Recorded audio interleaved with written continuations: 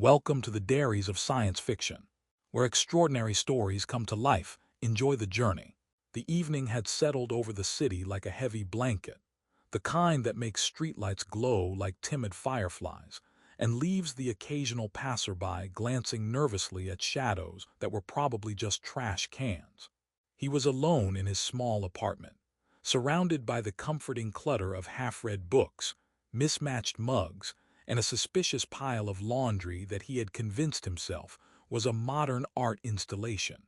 The holocom device on his kitchen counter buzzed faintly, a soft chime that he normally ignored because notifications were mostly spam or reminders to buy more oat milk. But this ping was different.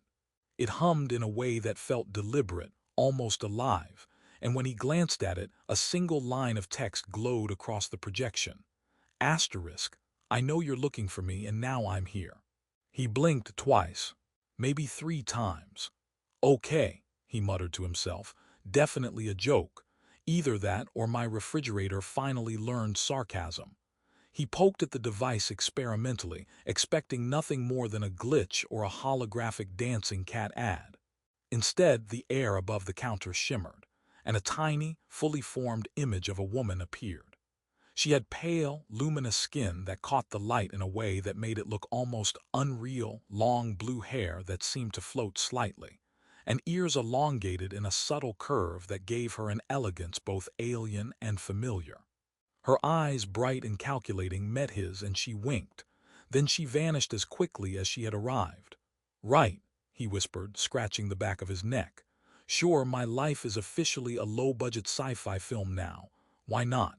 His voice cracked a little, but he laughed, a nervous, self-conscious sound, as he poured a cup of instant coffee that probably tasted better in theory. Still, the image lingered in his mind, a spark of disbelief mixed with an odd, almost childlike curiosity. He tried to resume his evening, but every mundane sound, distant sirens, a creaking radiator, the hum of the holocom, suddenly seemed charged with meaning. He muttered sarcastic commentary to himself as he half-heartedly reheated spaghetti in the microwave. Yeah, because nothing says normal life like being stalked by a blue-haired interstellar socialite. The spaghetti hissed in protest and he jumped, sending the mug teetering dangerously. He caught it, cursing softly, and shook his head. By the time he sat down at his cluttered kitchen table, the odd tension had started to weave itself into anticipation. Could someone really hack his holocom in such a precise, eerie way? Or, he shuddered, was it some elaborate alien prank meant specifically for him? He tried to shake the thought, telling himself he was imagining things, that maybe he was reading too many conspiracy forums at 2 a.m. But then a low, melodic hum began vibrating through the apartment, subtle enough to be ignored if he weren't staring at the counter. The device glowed again, and this time the hologram wasn't tiny, it expanded, and her voice whispered from the speakers, soft and teasing. Are you going to find me, or shall I keep visiting your spaghetti? He dropped his fork. The spaghetti splattered across his shirt. Oh, fantastic, he groaned, wiping tomato sauce off his chest. Not only do I get abducted by a blue-haired elf, now my dinner is compromised. He laughed despite himself, because the absurdity of the situation was undeniable. Her laughter, light, melodic, teasing, filled the room, though her image had vanished once again. He sat back, half afraid, half exhilarated, realizing that something had just crossed into his life that was impossible to ignore. And somewhere deep down, amid the confusion and the humor, he felt it, the first faint spark of curiosity. Who was she? Why had she chosen him? And more importantly, could he possibly keep his dinner intact long enough to survive whatever came next? The knock at the door was soft, polite, almost hesitant, but it sent his heart into a peculiar rhythm somewhere between terror and disbelief. He froze mid-chew, spaghetti still clinging to his fork, and stared at the wooden panel as though sheer willpower could make it vanish. When the knock came again, slightly louder, he muttered, "Yeah, okay. Either the universe is drunk or I am." He wiped his hands on a dish towel that was almost certainly more dust than fabric and shuffled to the door with the cautious suspicion, usually reserved for people answering calls from telemarketers claiming to be long-lost relatives. When he opened it, she was there. Standing casually, one hand tucked into the pocket of an oddly sleek, almost liquid-looking tunic, the other resting lightly on the doorframe as if she had been leaning there all along. Her skin caught the morning light, pale and flawless, and her hair, blue as a planet's reflection in a frozen sea, tumbled in waves down her back. Her ears, long and delicately curved, twitched slightly as though listening to an invisible symphony. She smiled at him, an expression both knowing and mischievous, and he couldn't help but mutter under his breath, "Okay, so the universe is definitely drunk." "Good morning," she said, her voice carrying a melodic cadence that made him stumble over his own words. "I hope I'm not interrupting breakfast or spaghetti-related mishaps." He laughed nervously, scratching his head. No, breakfast went fine, mostly. The spaghetti survived just barely." He gestured vaguely toward the kitchen. "But I wasn't expecting guests who hover slightly above normal human in terms of presentation." She chuckled, and the sound felt like a ripple in the air, like water brushing against glass. "I try. It's difficult to appear intimidating when I'm actually here to help, though judging by your expression, I may have succeeded in the opposite." She stepped inside, her movement smooth, almost gliding, and the subtle hum of some unseen technology seemed to follow her, brushing against his skin in an odd, pleasant way. He closed the door behind her, fumbling for words as he did. "So, you're real, definitely real, not a hologram, not a prank, definitely not dinner." He realized mid-sentence that the joke made no sense even to him, but she laughed anyway. "Dinner, unfortunately, I cannot be," she said, eyes twinkling. "But I can make breakfast if you want something slightly more exotic than oatmeal." He raised a brow. "Exotic, huh? Are we talking eggs that float or toast that whispers compliments?" "Perhaps both," she replied, floating a hand over the countertop and making the coffee machine ripple as though it were liquid mercury. A faint shimmer, a whirring sound, and his cup filled with a steaming beverage that smelled faintly of something he couldn't name, tangy, sweet, metallic, oddly comforting. He took a tentative sip and winced. "Tastes like if a star exploded in a teacup." She laughed again, soft and musical, and leaned against the counter. "Close enough. It's Earth-compatible mostly. I had to adjust for your taste buds. They're limited." He groaned, leaning against the wall. "Thanks for the subtle insult. Really warming." He tried to gauge her expression but found himself distracted by the way her ears tilted slightly, a motion so graceful it could have been choreography. "So, why are you here? And don't say I just thought I'd drop by. I don't think even sci-fi allows that level of coincidence." Her smile softened. "I didn't come by accident. You have something important that I need to protect, and if I didn't appear, it would have been stolen before you even knew it existed." She reached into her tunic and pulled out a small device that shimmered faintly, holographic glyphs spinning in midair. "This is the start of our understanding, or at least the start of your education in things that go beyond." He stared at it, uncertain whether to marvel or panic. "Education in things that go beyond. Great. My last online course didn't even get me through medieval cooking techniques, and now I'm learning alien science." She laughed again, tilting her head. "Don't worry, I promise it won't explode, probably." He smiled despite himself. Somehow, amidst the alien gadgets, the hovering coffee, and the strange, melodic laughter, a thread of comfort tangled with the tension. And even though he had no idea what tomorrow, or the rest of the week, would bring, he realized that his ordinary life had just been irreversibly, thrillingly interrupted. He had never considered himself a particularly curious person, at least not beyond the kind of curiosity that involved knowing which pizza delivery service was fastest, or whether his neighbor's cat had learned to open doors. But staring at the alien woman lounging casually on his couch, one leg tucked beneath her, ears tilting as if listening to the subtle vibrations in the air, He realized he was about to enter an entirely new curriculum of curiosity, one that probably involved cosmic rules he couldn't begin to pronounce. So, he began, leaning against the kitchen counter with a sense of both caution and wonder. You've decided to show up, wave some blue hair around, and now I'm supposed to, learn advanced alien technology before lunch. He sipped the star-tinged coffee she had conjured, grimacing as a tangy, metallic undertone swirled across his tongue. Seriously, it tastes like the Milky Way threw up in my cup. She laughed, the sound sliding through the apartment like a gentle current. You'll get used to it. Some palates take longer to adapt. And yes, the curriculum is optional but highly recommended if you want to remain alive.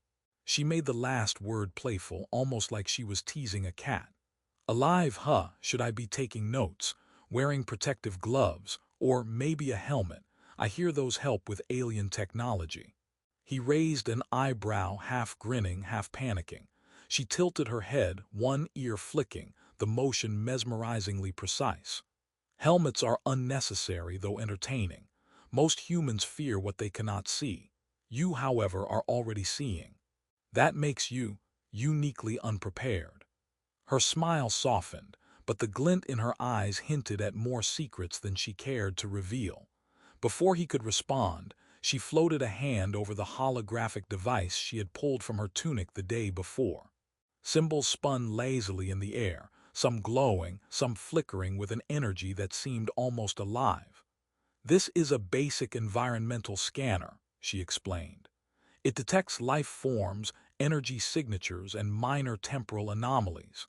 She waved her hand, and the device pinged, casting a pale light across the ceiling. Mostly harmless unless you happen to be standing next to something less harmless. He squinted at it. Right. A life-detecting, time-weirdness spotting, probably sentient coffee gadget. Got it. And it doesn't explode on contact with pasta. Highly unlikely, she said with a grin. Though I can't promise your spaghetti won't become sentient and start critiquing your cooking skills. He choked on his coffee, sputtering, and she laughed again, the sound somehow making the humming of the device feel comforting instead of threatening. Seriously, he managed, wiping his mouth. Are all alien gadgets this melodramatic?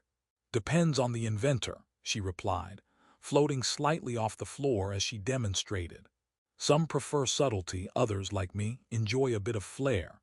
Efficiency with style, you could say. Watch. She swiped through the holographic interface and a small, three-dimensional map of his apartment appeared, highlighting areas with faint pulses of energy. See this? She pointed. That's the anomaly your toaster creates every morning. Minor but persistent, very amusing. He laughed despite himself. My toaster, really, it's been plotting against me this whole time. Not plotting, she corrected, tilting her head in mock seriousness. Observing. A lot of Earth objects are curious in their own way. Your refrigerator, for instance, has a strong gravitational pull on socks. I've documented 3 disappearances this week alone. He groaned and flopped onto the couch across from her, shaking his head. You're saying my socks are victims of a refrigerator conspiracy, and I'm supposed to believe in this technology. You're already believing, she said smoothly, blue hair glinting in the morning light, ears flicking like antennas. Humor is your best defense. Well, that and not burning down the apartment while experimenting with alien devices. He laughed again, feeling a strange thrill. In just a few hours, his quiet, ordinary life had twisted into something unrecognizable. Spaghetti, coffee, conspiratorial appliances, and a blue-haired, pointy-eared enigma who somehow made cosmic technology feel like a living, playful companion. And deep down, beneath the sarcasm and laughter, he realized he wanted to know everything she was hiding, every secret encoded in her voice, every mystery humming quietly in the air around her. The danger and the absurdity of it all intertwined, forming a strange, irresistible tapestry he couldn't stop staring at. The first hints of trouble arrived as an unusual vibration beneath his feet, a subtle pulse that made him glance around as though the apartment itself had suddenly grown impatient. He was mid-sip of coffee, star-tinged, metallic, slightly suspicious, when the alien woman tilted her head, ears twitching, and hummed softly. "Minor disturbances," she said casually, as if earthquakes were a daily inconvenience rather than an alarming omen. "Nothing to worry about yet." He raised a brow. "Minor disturbances. That's how you describe what feels like the building is about to collapse." Her smile was playful, a flicker of amusement in those bright, otherworldly eyes. "Perspective human. From where I'm standing, a slight tremor is practically polite. It's when the walls start singing that I worry." Before he could ask what singing walls meant, the lights flickered, then dimmed, then brightened again, casting long shadows that seemed to ripple unnaturally. He muttered under his breath, "Okay, definitely haunted now." The alien woman floated closer, her presence soothing, and waved a hand over a floating device. A soft glow expanded from it, illuminating faint, wavering shapes in the corners of the room. "Not ghosts," she said, almost teasing. "Energy signatures, someone has been probing." He squinted, trying to sound brave. "Probing. Like science probing or I'm going to steal your socks and soul probing." She laughed lightly. "Mostly the first. Occasionally, the second is unavoidable if you have appliances with strong gravitational anomalies. Look there." She flicked a finger, and a small holographic projection appeared, revealing faint outlines moving beyond the walls, shadowy shapes shifting between pulses of light. He leaned closer, startled by the precision and the alien complexity. "So, invisible spies. Lovely," he muttered. "How am I supposed to fight whatever that is?" She floated near him, ears flicking as she adjusted a dial on her device. "Fight? Oh no, we hide, blend, and maybe annoy them until they leave. Consider it tactical diplomacy with flair." She swiped through the interface, and suddenly the entire room shimmered, the edges of furniture glowing faintly in hues that made them seem slightly alien, slightly alive. This field scrambles ordinary sensors. If they're expecting a human apartment, they're going to get something else. He leaned back, crossing his arms, and let out a short laugh. "So my home is now a disco for invisible alien spies. Fantastic. I always wanted a more interesting lease agreement." Her eyes twinkled, and she floated a little closer, her hair swaying like liquid under invisible currents. "I didn't say disco, more like a sensory maze. Highly annoying, probably confusing, perfect for your taste in chaotic mornings." Despite the tension, he found himself chuckling, shaking his head at the absurdity. "Chaotic mornings. You're an understatement. I've had toast that refused to brown evenly, coffee that tastes like a dying star, and now stealth energy intruders. And somehow you make all this seem manageable." She tilted her head, playful and serious at once. "Manageable and humorous are often friends in strange worlds. Laughter keeps the mind sharp. Fear keeps it dull. Remember that." A low hum then rolled through the apartment again, deeper this time, vibrating against the walls and his ribcage. He glanced nervously at her. Is this normal?" Her ears twitched, a subtle sign he was beginning to recognize. "Normal is relative," she said softly, voice carrying warmth beneath the tension. "But yes, this is part of our introduction to reality beyond your usual mundane limits. Think of it as an alien welcome committee." He groaned, resting his head against the wall. "If this is a welcome, I'm not sure I want the house tour. Is there, like, a brochure? Or maybe a Yelp review I can check?" She laughed, the sound filling the room and easing the tight coil of fear in his chest. "No brochures, no reviews, just me, you, and the fact that the universe is about to get a little more complicated for you." He looked around the shimmering room, lights flickering, devices humming, shadows twisting unnaturally, and couldn't help but grin despite the rising tension. Somehow, in the midst of danger, absurdity, and alien technology, the humor threaded through the chaos, giving him just enough courage to face whatever, or whoever, was creeping through the walls. And as he watched her, calm, playful, and impossibly alive, he realized that the ordinary life he had known was gone forever. He had always thought of himself as moderately intelligent, capable of handling spreadsheets, ordering groceries online without mistakes, and remembering to feed his neighbor's cat without creating an interspecies incident. But as the alien woman, "All right," he said, rubbing his temples, "explain it to me again, slowly this time. You live somewhere beyond Earth." She smiled, a tilt of her head, a glint in her eyes that made him momentarily forget how much his brain was screaming in panic and awe. "Beyond Earth is a polite understatement. My homeworld floats among star systems you wouldn't find on a conventional map. Cities drift like clouds, oceans shimmer with liquid crystal, and the wildlife." She waved a hand, and a small holographic projection appeared above the coffee table. Creatures shifting colors in response to mood, some luminous, some translucent, all gracefully moving as though obeying some silent music. They change constantly, curious, playful, intelligent. He stared at the projection, blinking rapidly. "Okay, first, are they friendly? Second, why is my brain suddenly sweating?" "Friendly mostly. Sweating unnecessary, you'll adapt. Humans are resilient in unusual ways," she said with a teasing lilt, floating closer, the soft hum of her presence brushing against his senses. "And yes, I'm here to introduce you to a fraction of that reality, carefully calibrated to avoid spontaneous panic." He groaned, slumping into a chair, and tried to imagine what carefully calibrated felt like when your coffee sometimes tastes like a neutron star and your toaster conspires with your refrigerator.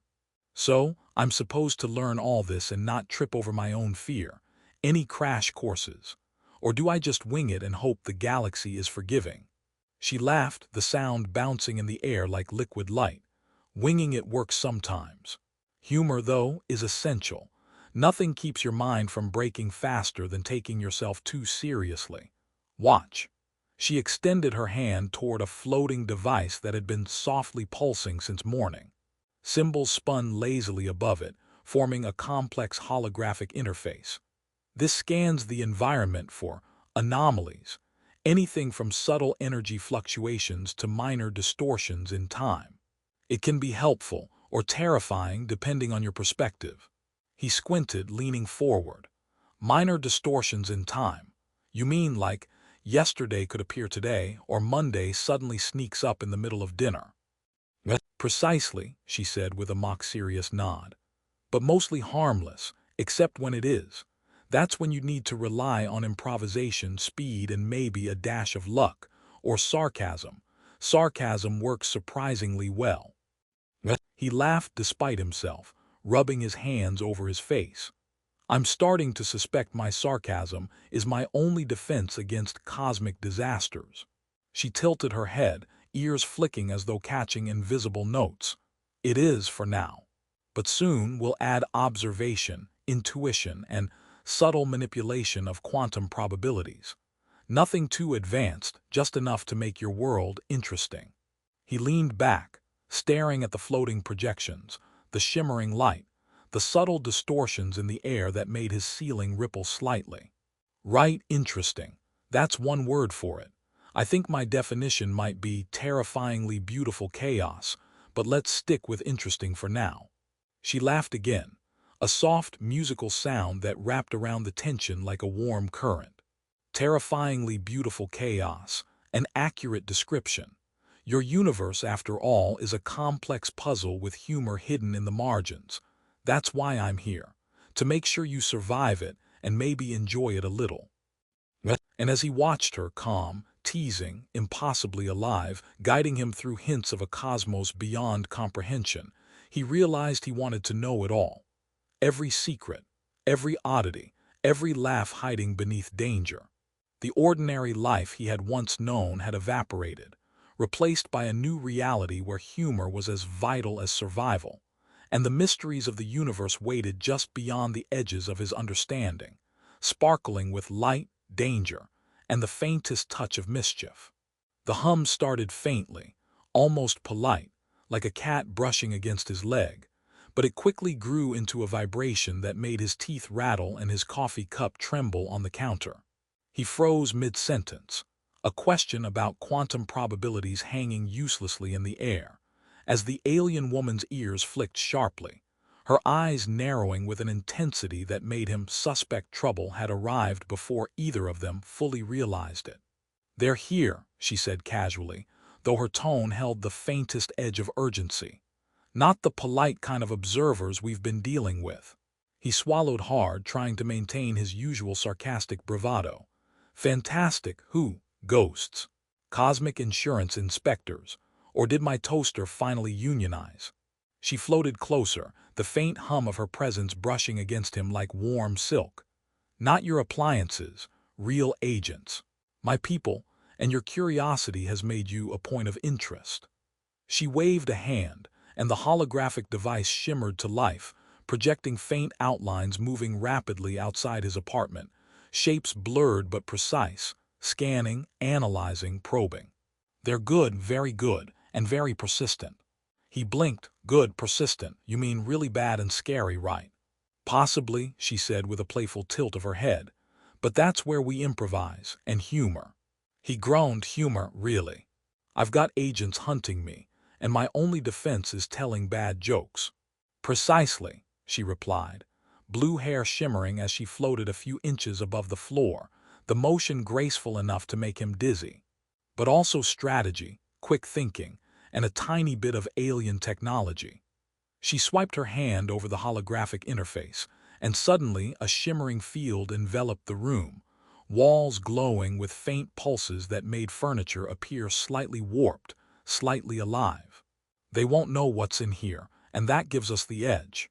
He stared, uncertain whether to marvel or panic. "So my living room is now a what? A techno maze, a sensory funhouse, and I'm supposed to act normal." She grinned. "Normal is overrated. Play along, make noise, confuse them, and don't drop your coffee. That last part is crucial." He sighed, glancing at the mug in his trembling hand. "I feel like my entire life has been leading to this. Coffee trembling in a sensory funhouse, while aliens fight invisible spies outside." She laughed and the sound echoed like sunlight through glass. "You'll survive, I promise, mostly." She flicked her wrist and a small shield shimmered around him, faintly warm, pulsating in sync with his heartbeat. "Keep moving. Stay unpredictable. And remember, sarcasm confuses them more than you realize." Outside, the subtle hum of the approaching agents intensified, the silhouettes of figures sharp and deliberate in the holographic projection. He froze. "Okay, unpredictable, got it. What do you suggest? Duck behind the couch. Pretend to be a very tall potted plant." "Close," she said, a mischievous glint in her eyes. "But let's add improvisation. Step lightly, move erratically, and for bonus points, make them question whether gravity is even working correctly." She tapped the device, and suddenly small pulses of anti-gravity rippled across the room, causing his chair to wobble slightly, his mug to hover briefly, and a pen to spiral in midair. He gasped, arms flailing to catch his floating coffee. I didn't sign up for zero-gravity office hours." "You did," she said smoothly, ears twitching like delicate sensors. "Just didn't know it. Now move." They slipped through the apartment in a choreography of chaos, shadows twisting along the walls as she guided him with subtle gestures and playful nudges, keeping him just ahead of the advancing figures. Despite the tension, he couldn't stop muttering sarcastic commentary at every floating pencil or wobbling lamp. Yep, definitely living the dream. Alien intruders, floating office supplies, and coffee rebellion. Couldn't be better. She laughed softly, a melodic reassurance amidst the chaos. "Exactly. Humor keeps you sharp. Fear makes mistakes. Stay sharp, stay alive, and maybe, just maybe, you'll survive this morning without spilling the coffee." And as he clutched the mug tighter than logic advised, dodging shadows, navigating pulses of alien energy, and trying not to float himself into the ceiling, he realized that danger and absurdity had become inseparable. And somehow, with her guiding him, laughter and survival felt intertwined, each joke a thread holding them both just one step ahead of disaster. The morning light filtered through the blinds, sharp and golden, painting long stripes across the apartment that had become more than a home. It was a battlefield, a laboratory, a stage for chaos, and now a sanctuary. He stood in the center, coffee in hand, inhaling the tang of the metallic brew that had become almost comforting in its strangeness. The alien woman was there, hovering lightly, blue hair catching the sunlight like liquid sapphires, ears flicking delicately as she observed him with a faint, approving smile.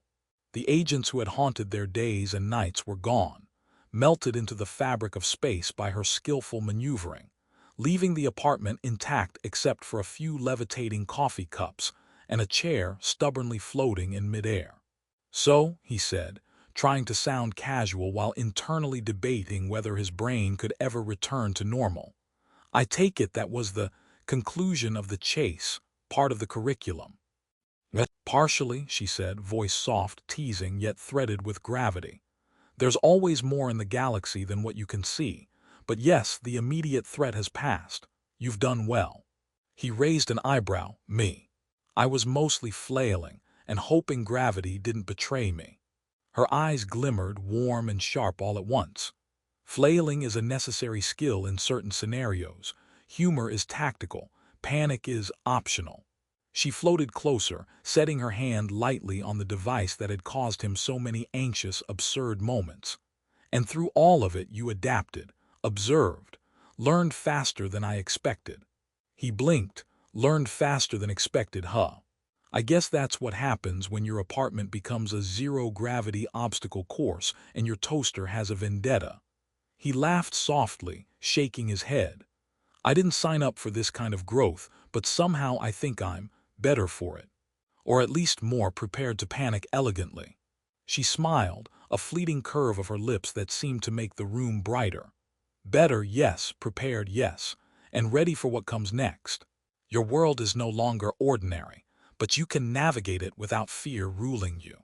He took a deep breath, letting it settle, feeling a strange calm beneath the lingering hum of alien energy.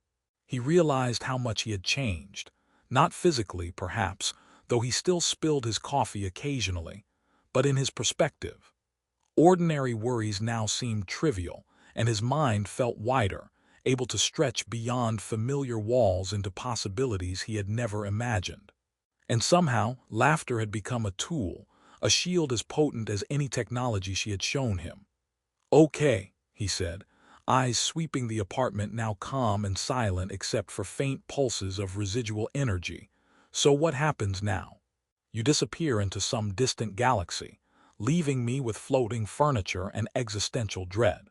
"Not exactly," she said, tilting her head, ears flicking with emotion that had become mesmerizingly familiar. "I stay as long as needed. But mostly, I leave knowledge, guidance, and a sense that the universe is less a place to fear and more a place to explore. And of course, I leave you with the humor necessary to survive it." He chuckled, shaking his head at the absurdity of it all. "So, I'm officially an interstellar apprentice with a tendency to spill coffee and crack terrible jokes in zero-gravity crises. Got it. Makes perfect sense in a universe where my toaster might stage a rebellion." She laughed, a melodic sound that wrapped around him like a protective current. "Perfect sense. And remember, the universe favors curiosity and humor over timidity. You have both in abundance now." He looked at her, blue hair shimmering, ears poised delicately, eyes full of secrets he was no longer afraid to encounter. "Guess this means my life is permanently interesting. Terrifyingly beautiful chaos, right?" "Exactly," she said, voice warm, teasing, and entirely confident. "And you'll navigate it brilliantly, with humor as your compass and curiosity as your guide." He laughed again, heart lighter than it had been for years, understanding at last that danger, absurdity, and wonder could coexist, and that he had survived, and even thrived, through it all. The apartment hummed softly, the devices settling into gentle pulses, the city outside oblivious, while he sipped his coffee, watched the sunlight dance across her hair, and felt,